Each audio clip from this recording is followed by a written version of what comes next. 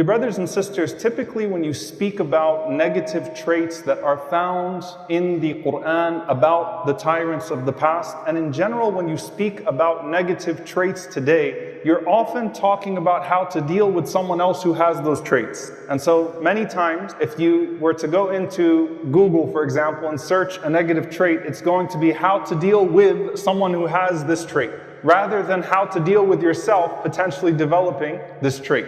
And of course, the Quran, in its very nature, calls upon us to be very, very introspective. When you read even the story of Fir'aun, instead of thinking about the pharaohs of the world as they exist today, you actually ask yourself, do I have some of the traits of Fir'aun? It's very hard for a person to actually have that conversation with themselves, but that's actually what tadabbur is. That's what reflection on the Quran is.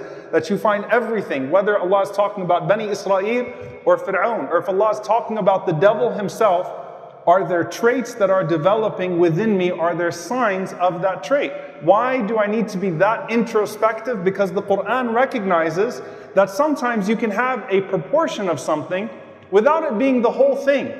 And it's better for you to undercut it early on so that it does not become to your detriment, not in this life, and more importantly, not in the hereafter. If I have an arrogance problem, even if it's a small problem, but I'm starting to become more arrogant, more entitled. My tongue is starting to get a little bit looser. I might not be a liar or a backbiter or a tyrant, but there's enough there that let me try to undercut that early on before anybody else even notices it. Before someone else comes up to me and says, I think you're starting to have this problem.